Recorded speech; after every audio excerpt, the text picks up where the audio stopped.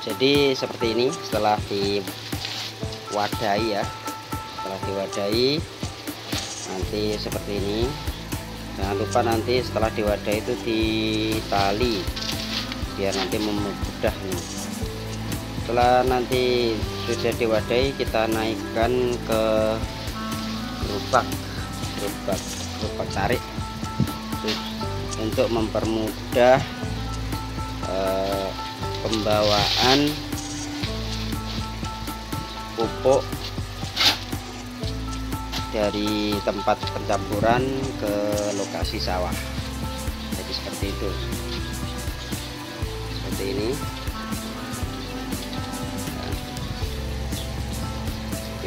Ini papat Pak tuh ya, papat ini ngidul Pak tuh ya.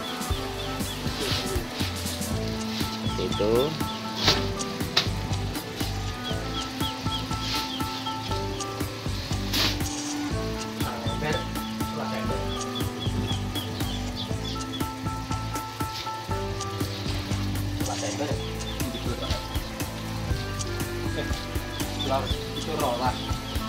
Iya.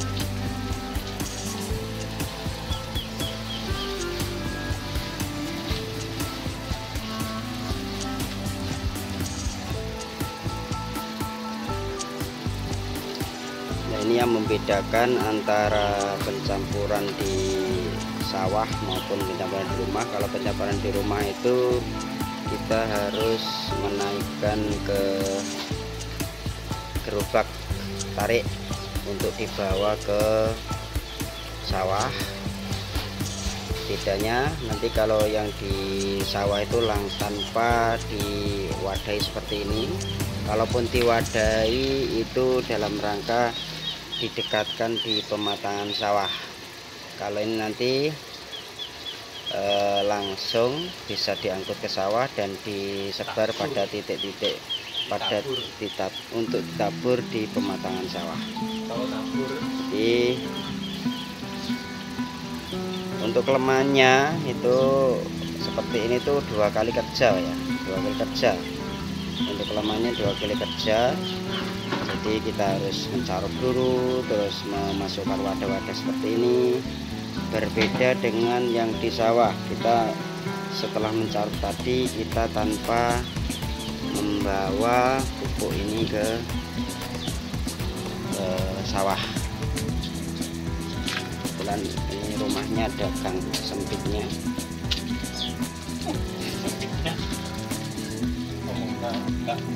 Ngomongnya nggak jelas ya, seperti itulah kita orang Jawa. Tapi ini dituntut karena hanya melihat dunia gitu ya. Gitu. Rodokan Pak, rodok lah ngono sih.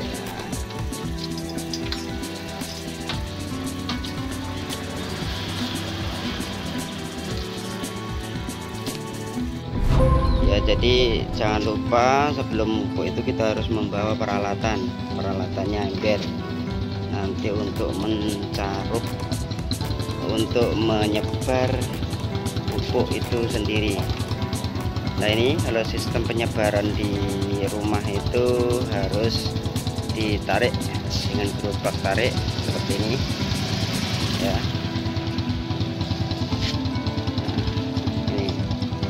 Ini enak kelutuk, ini enak penak Pak tuh ya. Betul pakai. Jadi seperti ini, tinggal menarik ya, tarik ke sawah ya. Kita tetap semangat. Wis ora lali Pak tuh ya, ember engko banyu nih dicangking kowe. Ya, oke.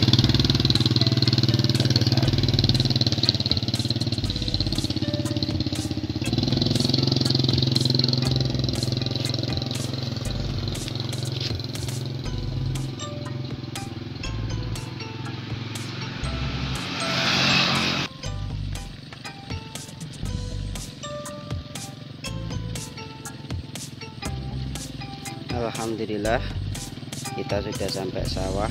Nanti kita akan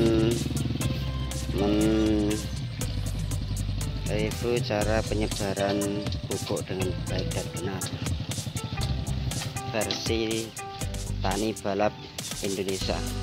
Nah, ini sudah sampai di tujuan. Jalan tadi ya, perjalanan sekitar 10 menit tadi ya, butuh perjuangan. Perjalanan 10 menit, jadi butuh perjuangan. Ditokne saya Pak tuh. Hah? Oh, anu, lek masih deh. Iya. Lek masih.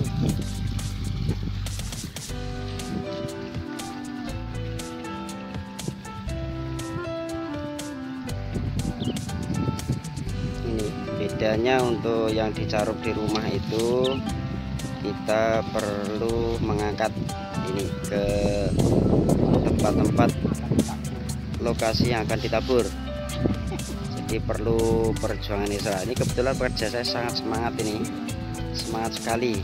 Nah, jadi seperti itu.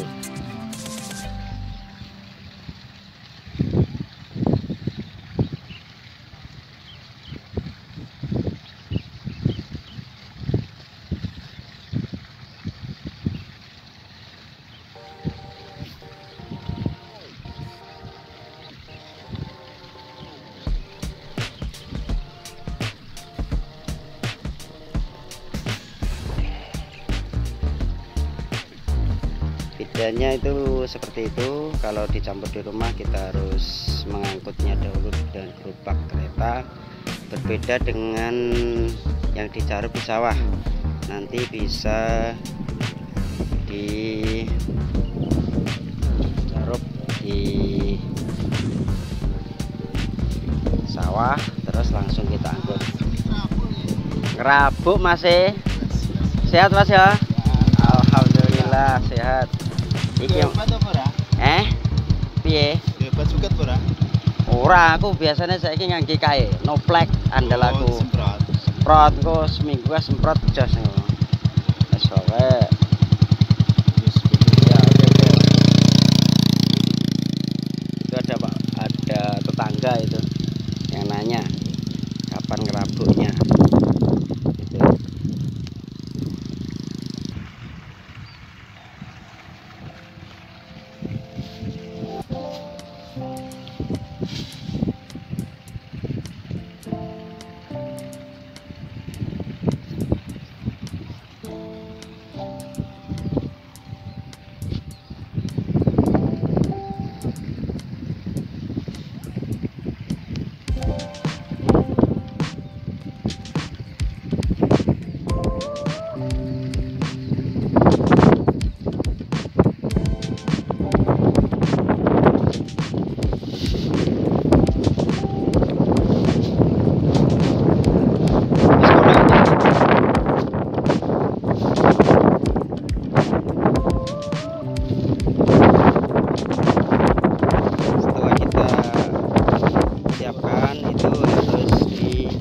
Dulu disiapkan seperti ini ya, biar nanti mempermudah di saat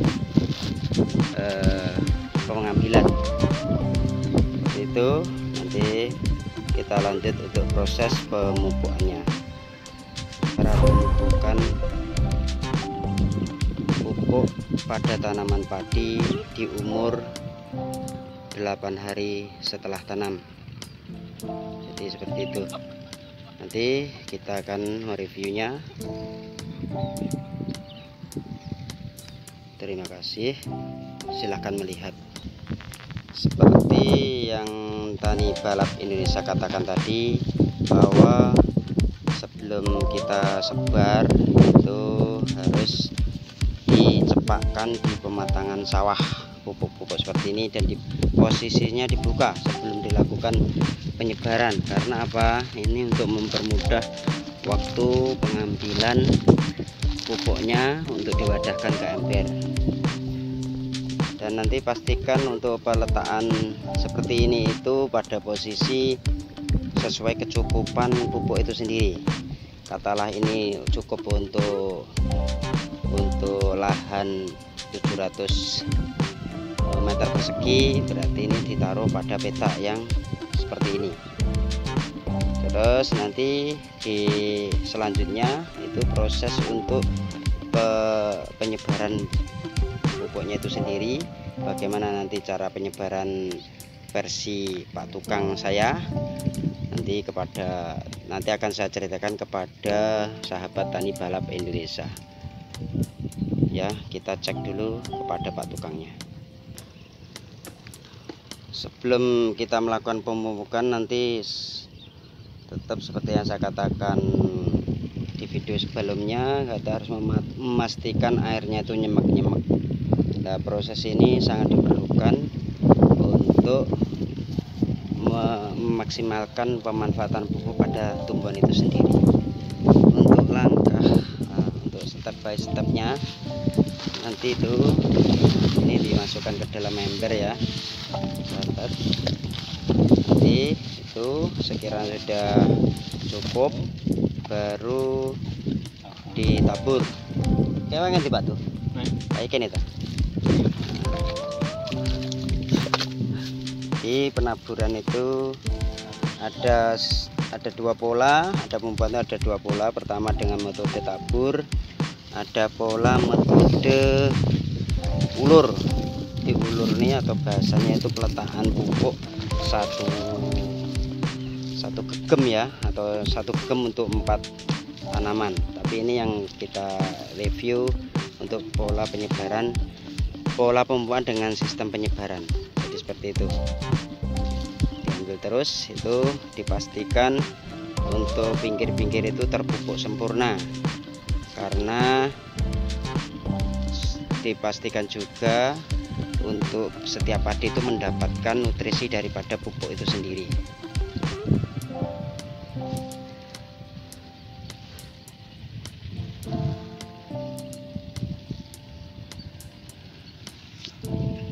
Pirang ember biasanya ini Pak tuh?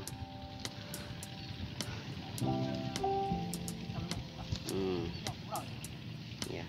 Jadi diusahakan untuk penyebaran pupuknya itu sejauh sekitar 1 rengkek. Jadi tidak boleh lebih dari, atau mungkin kalau kita punyakan prinsip itu tidak boleh lebih dari 1 rengkek. Itu biar memastikan metode perataan pupuk pada tanaman padi di umur 6 hari setelah tanam sampai 10 hari setelah tanam. Mungkin itu yang bisa saya review untuk pemupukan. Pada kesempatan kali ini saya akan menjelaskan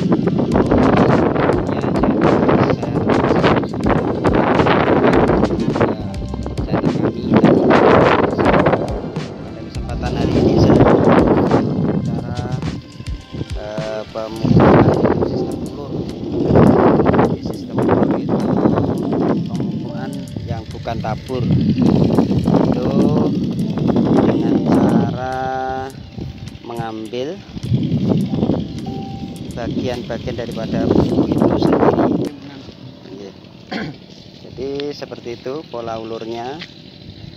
Jadi diulurkan pada bonggol-bonggol atau pokoknya padi itu untuk